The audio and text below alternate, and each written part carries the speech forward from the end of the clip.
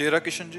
राधे राधे मेरे साथ। राधे राधे महाराज जी। महाराज जी, भारत भूमि निस्संदेह दिव्य भूमि है, जहाँ संत महापुरुषों की वाणी, दर्शन एवं दिव्य लीलाएं होती रहती हैं। संतों एवं महापुरुषों के होने पर आध्यात्मिक बल समाज को प्राप्त होता है, परंतु जब वो महापुरुष दिव्य धाम चले जाते हैं, उनके अभाव में समाज एवं राष्ट्र उनकी गुरुवाणी एवं दी हुई शिक्षाओं के प्रभाव को निरंतर धारण करने के लिए क्या करे? बिना प्रगट संतों के सानिध्य के, उनकी वाणी के अनुसार हम चल सकें, बड़ा असंभव है।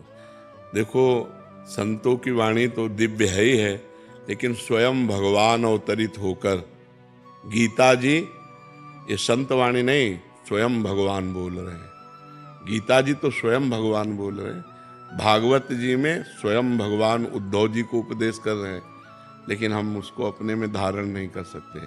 तभी धारण कर पाएंगे जब कोई गीता के अनुसार चलने वाला संत मिलेगा, और उससे जब हमारा संबंध होगा, भाव संबंध, और वो जब अपनी दिव्य अनुभूतियां देगा, तो गीता जी की बात हमें समझ में आने लगेगी, तो हमें गुरुवाणी की बात समझ में आने लगेगी, तो हमें बड़े बड़े सदग्रंथों की बात समझ में आने लगेगी।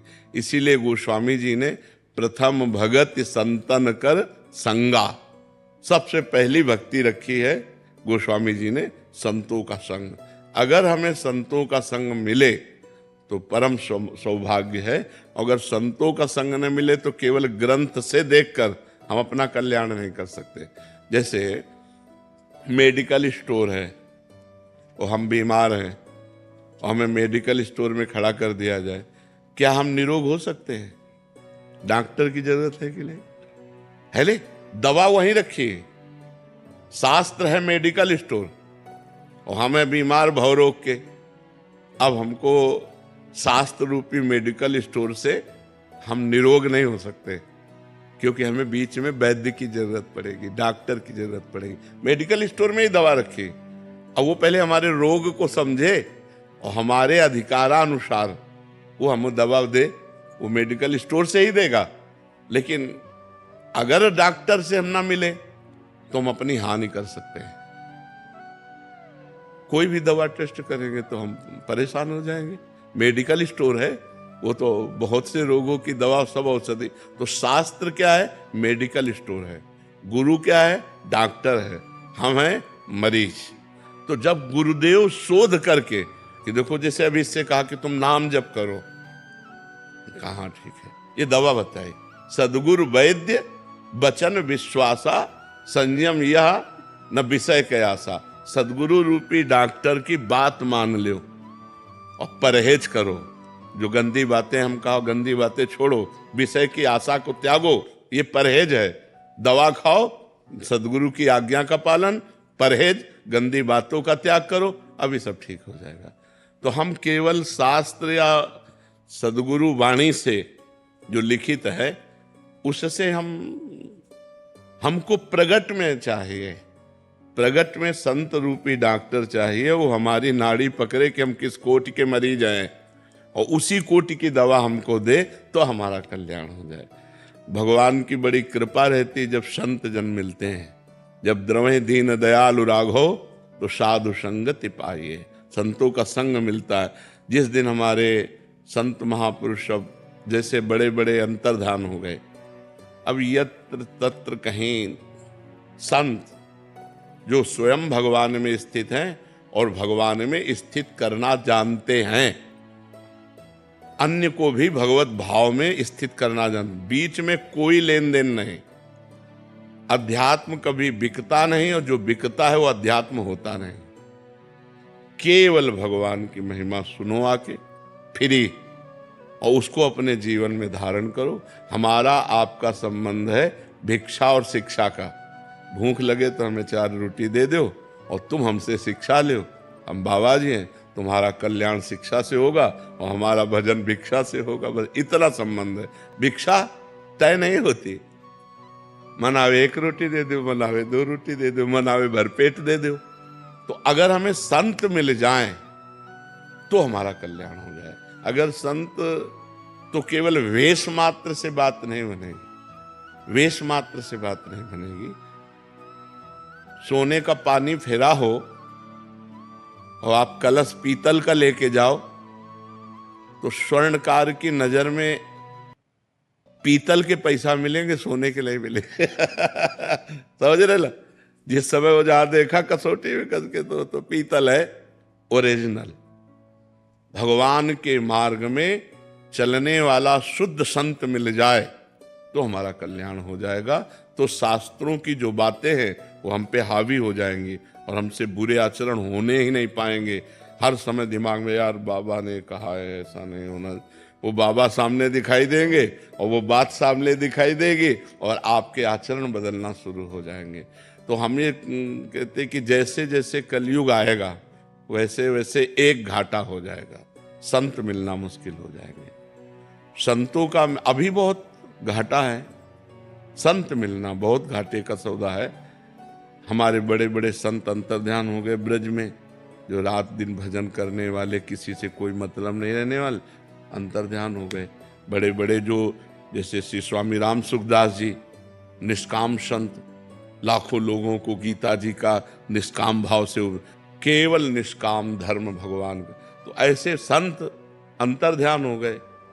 अब बड़ा घाटा है अपने को, हम भारतवासियों को बहुत घाटा है। जब बड़े बड़े संत अंतर्ध्यान हो गए तो फिर हम किससे सच्चा ज्ञान प्राप्त कर पाए? देखो पुराने ऋषि परंपरा को देखो, ऋषियों के पास गृहस्थ जाते थे, कुछ फल फूल दूर्वांकुर अर्पित किए और वो उपदेश किए और उनका कल्याण हुआ। कहीं तय या बेचना या खरीदना, तो ये खरीद बेच वाला अध्यात्म नहीं होता, अध्यात्म शुद्ध होता है।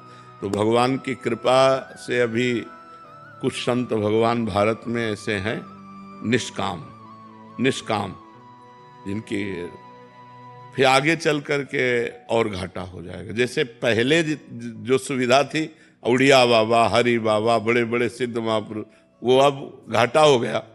अभी जो 2, 4, 10, 15 जो भी ऐसे अंगुलियों में गिने जा सकते हैं, ऐसा नहीं कि भीड़ मिले, अंगुलियों में गिने जा सकते हैं, वो आगे चलकर वो भी घाटा हो जाएगा। तो बहुत भगवान की विशेष कृपा है अभी कि अभी भजन करने का अवसर दिया है भगवान ने। भजन कर लो, नहीं तो कलयुग का इतना प्रचंड तांडव अब देखो बढ़ने लगा है। मतलब जहां सुरक्षा थी वहां शोषण वृत्ति आने लगी है। पति पत्नी के संबंधों में बहुत ही विकार आ गए हैं। पुत्र माता पिता इनके संबंधों में विकार आ गए हैं। गुरु शिष्य इनके संबंधों में विकार आ गए। कलयुग का प्रभाव बढ़ रहा है ना, बर्दाश्त नहीं। हाँ, तो ये आगे चलकर और होगा। तो भजन कहाँ होगा, धर्म कहाँ होगा? धर्म तो बर्दाश्त करने से होता है, जो सहनशील होता है तभी धर्म में चल पाता है। गरिमा आहूजा जी, कोटा। राधे राधे महाराज जी। महाराज जी, जीवन साथी ढूंढते समय एक पुरुष में ऐसी कौन सी विशेषताएं अवश्य देखनी चाहिए जिससे हमारा ग्रस्त जीवन सुखमय, संतुलित और पूर्ण सुखद बना रहे? हम तो यही मनाते हैं कि सबसे पहले भगवान से ही प्रार्थना करनी चाहिए कि मुझे पवित्र संयमी जीवन साथी दीजिए। क्योंकि आजकल बेविचारी बच्चियां और बच्चे सब हो रहे हैं। ये जो बॉयफ्रेंड गर्लफ्रेंड है ना, ये बेविचार प्रवृत्ति तो है। कितना गंदा बेविचार प्रवृत्ति है। आज ये लड़का, फिर उसको समाज भाषा में कहते हैं ब्रेकअप, कल वो लड़का। हमारे भारत की तो प्रथा है नहीं, भारत की तो प्रथा है जब तक ब्याह ना हो ब्रह्मचर्य से रहो, और जब ब्याह हो गया तो आजीवन उस पुरुष का निर्वाह किया। ये डिवोर्स और ये सब गंदी बातें हमारे यहाँ नहीं थी, हमारे यहाँ ये सब नहीं था। ये अब गंदी बातें चली हैं। बहुत अंदर पीड़ा है इस बात की कि हमारे नवयुवक गलत मार्ग में जा रहे हैं। बच्ची है तो गलत मार्ग में, बच्चे हैं तो गलत मार्ग में। बच्चियां बच्चे व्यसन करने लगे, पार्टी में शराब पीने लगे, ड्रग्स लेने लगे, गंदे आचरणों की तरफ बढ़ रहे हैं। छोटे छोटे बच्चे गंदी आदतों से युक्त हो रहे हैं। बड़े बड़ों की तो बात ही क्या है। अब और सुविधा चल गई, लिव इन रिलेशन। ये हमारे सनातन धर्म की बात है, ये हमारे भागवतिक भारत की बात है? नहीं, ये सब विदेशों की बातें हैं, ये सब गंदी बातें हैं। तो बच्चा ये कहना कि हमें पति सुशील और सज्जन और पवित्र मिले, तो ये भगवान ही से प्रार्थना करो, उनको पता है कौन सुशील है कौन सज्जन है, वही व्यवस्था कर सकते हैं। भगवान से प्रार्थना करो कि हे नाथ, और वो तब आपकी कामना पूर्ण होगी जब आप पवित्र हो, आप सुशील हो, आप सज्जन हो। हम अपवित्र हों और पवित्र पति की कामना करें, असंभव। सीता जी गौरी माँ का पूजन करती हैं और उनसे कहते हैं कि हमको हमारे योग्य वर दीजिए। तो जिस दिन राम जी के दर्शन हुए जनक जी की वाटिका में सियाजू को, फिर पूजन करने गई तो खसी माल मूरत मुस्कानी, अंबाजी प्रसन्न होकर बोली, मन जाहि राच्यो मिली सोवर साज सुंदर सावरो। जाओ, तुमने जैसा वर सोचा था, आज जिसको तुमने देखा है ना सावरे सलो, यही तुम्हारे दूल्हा होंगे। अंबाजी ने किया। रोज गौरी पूजन करने जाती थी, रोज भगवान शंकर की आराधना करती थी। तो भगवान शिव की आराधना, भगवान शिव की कृपा से सुंदर वर की प्राप्ति होती है। माँ गौरी की कृपा से तो भगवान के लिए सोमवार व्रत रहो, गौरी की उपासना करो और भगवान से कहो कि मुझे सुंदर सुशील वर दो, तो उस सृष्टि में सब उनके हैं, तो वो कहीं ना कहीं मिला देंगे। नहीं, आज के वातावरण में जो चल रहा है, ये बहुत मुश्किल है कि पवित्र लड़की मिल जाए या पवित्र लड़का मिल जाए। मुझे तो जैसा अनुमान लग रहा है कि 100 का 100% सब गिरते चले जा रहे हैं। कोई बिरला ऐसा कोई होगा कि थोड़ा कदम अपने रोक पावे, नहीं तो बच्चे कहते हैं कि जिसके गर्लफ्रेंड नहीं, कहते हैं उसको बड़ा निगेटिव भाव से देखते हैं, उपहास करते हैं। बड़ा विचित्र समय आ रहा है, बोले जिसके बॉयफ्रेंड नहीं लड़कियां उसको तो ये सब क्या है। अब हमको तो सुनने को मिलता है, हमारे समय में तो था नहीं, हम गांव में पढ़े हैं तो ये सब था नहीं। ये सब तो 40 वर्ष पहले, 45 वर्ष पहले। अभी हरियाणा में 2 लड़कों को गर्दन से काट दिया है, सिर्फ इसी बेविचारी से। हाँ बिल्कुल। क्योंकि उन्होंने क्या हुआ, छेड़खानी की लड़कियों से। तो उनको समझाया, नहीं समझे। लेकिन उसके बाद उन्होंने अगले दिन उनको काट दिया। 7 वो भी नाबालिग हैं जिन्होंने मारा है उनको। अब बताइए बाबा क्या। नहीं, हमारे बच्चों में बहुत ये व्यसन, व्यभिचार, हिंसा, ये प्रवृत्तियां बढ़ रही हैं। इसको रोकें कैसे बाबा? बच्चों को मोबाइल देना भी मजबूरी है आज। हाँ, मोबाइल तो दीजिए, लेकिन उनको शिक्षा दीजिए कि गलत चैप्टर मोबाइल का ना देखें। उनको सत्संग सुनाइए, उनको थोड़ा नाम जप कराइए, उनको थोड़ा सत्संग, अध्यात्म से जब तक नहीं जुड़ेगा तब तक नहीं हो। ऐसे कितने बच्चे सामने आते हैं जो अध्यात्म से जुड़े हुए हैं, सर्वांग पुष्ट हैं, जवान हैं, लेकिन गलत नहीं है, वो अपने जीवन को सही मार्ग में ले जा रहे हैं। लेकिन बाबा इन बच्चों को टाइम कहाँ से दें? सुबह 6 बजे से और शाम के 7 बजे तक ट्यूशन, स्कूल, तो आध्यात्मिक का टाइम नहीं। आध्यात्मिक के लिए हमको लगता है कि अगर 30 मिनट केवल निकाल दिए जाएं, 24 घंटा होते हैं। एक बार हमने 24 घंटा का विभाग किया था, 12 घंटे पढ़ाई समझ लो, इससे ज्यादा कोई पढ़ेगा? जब हम वहां जाते हैं ना संसार में, जब गृहस्थ में जाते हैं तो बहुत मुश्किल होता है टाइम निकालना। हमें तो नहीं लगता ऐसा, क्योंकि हम भी एक किसान के लड़के हैं। 13 वर्ष तक रहे हैं घर में, तो 13 वर्ष में तो विकास बुद्धि का हो ही जाता है।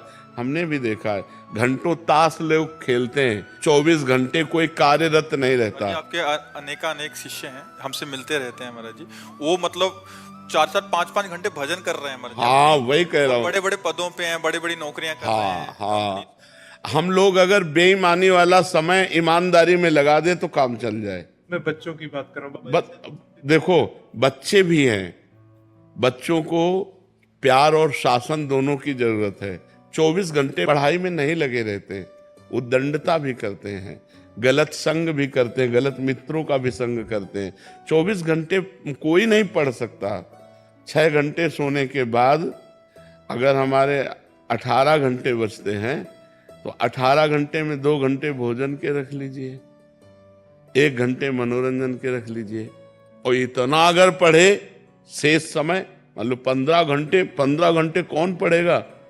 दिमाग खराब हो जाएगा, इतना थोड़ी पढ़ेगा। तो क्या होता है, समय को हम सार्थक नहीं